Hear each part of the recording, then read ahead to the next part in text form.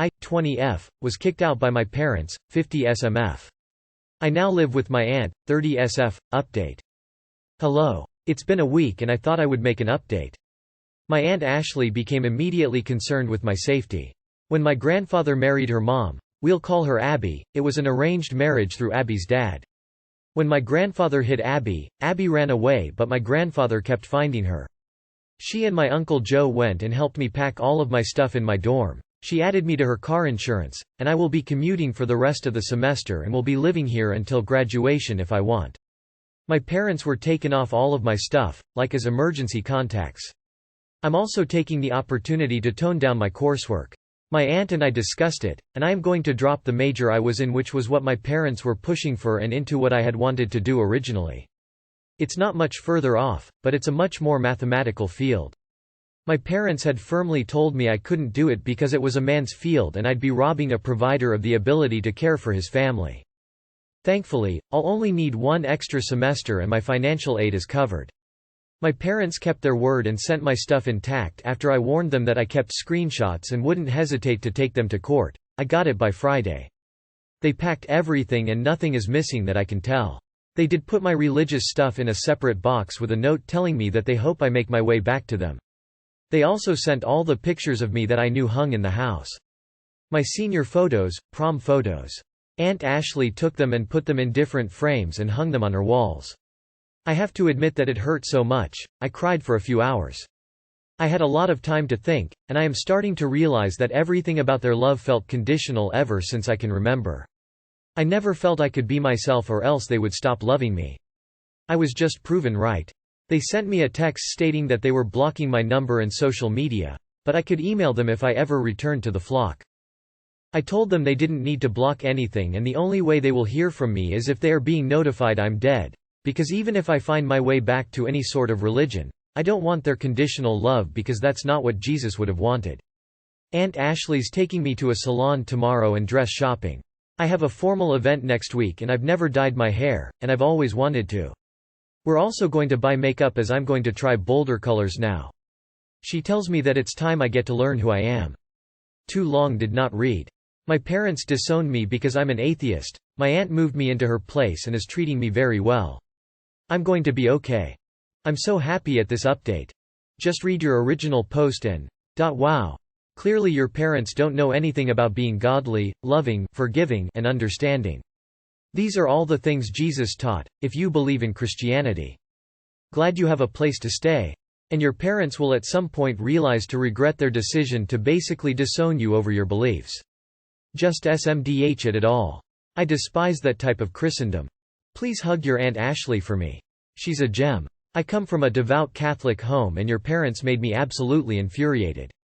Jesus' love is unconditional, which tells me that your parents have taught you and your siblings the version they wish to teach, to use faith as weapon to make you all obey. They are disgusting people for teaching a perverted version of religion. I will pray for them to find the true righteous and tolerant view of Jesus Christ.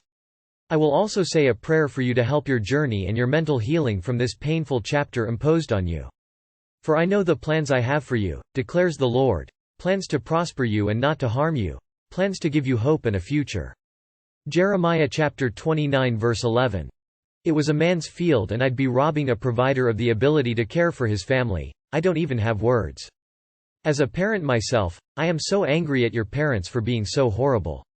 But I am happy for you that your aunt came through for you. Good luck with school and your new hair color. I think you'll find that being about to be yourself is much better in the long run. New girl, F23. I'm M28. Dating doesn't want to have children, and I'm not sure I want them or not. I met this new girl and she is a really nice person. Very understanding, beautiful, smart woman. The thing is that she doesn't want to have children and she is very explicit about this. I am not sure if I want them or not, but having a hard no just feels weird. I have no idea what to do in this situation, and I don't want to waste her time. If a hard no feels weird, then don't date. Don't linger around waiting for child-free people to change their mind. She was smart to bring this up at stage 1. She needs a hard I agree. Move on. Most people hardly change their stance on no children. Especially the hard no kind of people. She's great, yes, but she is not for you considering your reaction to her hard no on children. Please let her go. Don't waste each other's time and lives. You'll each find the right person for you along the way. I am not sure if I want them or not, but having a hard no just feels weird. I doubt you are having doubts about having children. By the way you felt about her not wanting children gives it away that you want children. I have no idea what to do in this situation, and I don't want to waste her time. Let her go and don't expect her to change her opinion. Please don't waste her time any longer. If no kid seems weird to you, then you are probably leaning towards wanting kids. And that's absolutely fine, but this girl has been clear that she doesn't want kids. I can't tell you how infuriating and exhausting it is to meet someone, having been 100% upfront about not wanting kids before even meeting, then a few dates and they say something like, "When, if I have kids." It really isn't okay to knowingly waste someone's time like that. Life is short and there is literally no point in wasting it on someone totally incompatible.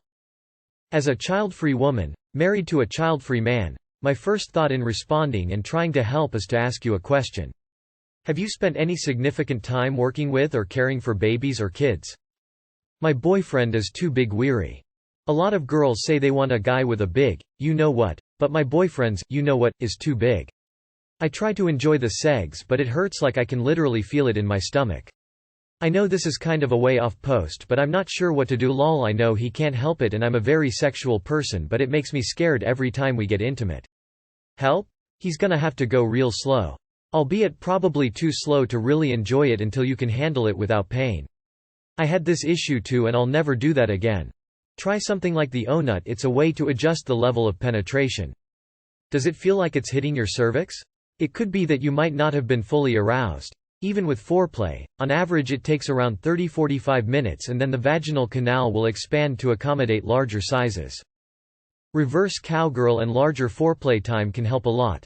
The sex might be a better spot to ask this. My girlfriend feels she can do better than me. Me and my girlfriend were talking to a common friend, and post that conversation, she was a little upset. I probed her a little and she told me that she felt while talking to him that she can do better than me. It's not as if she likes that guy, but the things he talked about made her feel about the things which are important to her and she values. She feels I'm not ambitious enough. We both earn a lot of money, like a lot. The topmost salary in the country from the top college. I earn 2x of her, I'm a couple of years senior. However, it's true that I can do more. I act a little content with what I have and don't run after money completely. That's also because I come from a middle-class family, so I've seen a lot of bad times. So I feel even this money is enough for me. She loves me a lot, I am sure about it, but sometimes it feels she thinks she can do better than me. Even physically it seems like she feels she can have a more handsome boyfriend. I reacted very well and talked to her all about it, discussing how it's never enough. You will always feel you can do better, so you need to value your relationships. But I don't know how should I react on this personally. Am I just waiting for me to get cheated on eventually? Dump her ass and tell her to find better. That is just so disrespectful. Dude, not ambitious enough? It sounds like you are. She sounds bitchy. I can't imagine taking this as well as you did. Be alone. Get a dog and spend your money. Let her find someone better. If my partner would tell me he could do better than me, I would tell him that our relationship is no prison sentence and he is free to go. In fact, if he feels he could do better, I'd prefer that he'd go. I want to be the best choice possible, not an okay temporary choice. It sounds like you can do better than her. I couldn't remain with someone who said that to me. Definitely don't get married until you know for sure that you're not just a placeholder until what she thinks is better comes along. Also, don't get married without a strong prenup. Perhaps a good couples therapist would be able to help shed more light on what your girlfriend is thinking and wanting. Your take on things is correct. Hopefully, your girlfriend will realize that before she loses you. Screw that gold-digging social climber. Ditch her ass because you can do a lot better than her.